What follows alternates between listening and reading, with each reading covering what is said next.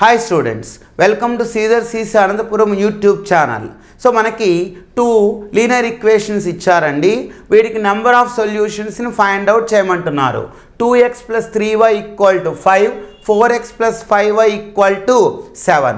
అంటే మనం ఒకసారి చూస్తే ఇది a1 b1 c1, a2 b2 c2. చూడండి, a1/a2 అంటే 2/4, b1/b2 అంటే 3/5. అంటే ఇవి రెండు నాట్ ఈక్వల్ కదండి. అంటే మన కండిషన్ ఏంటి?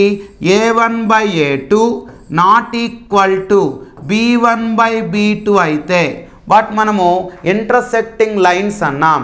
వాటికి మనము ఓన్లీ 1 సొల్యూషన్ ఉంది అని చెప్పడం జరిగింది. కాబట్టి ఓన్లీ 1 సొల్యూషన్ అనేది మనకి ఆన్సర్ అవుతుంది. Okay, thank you.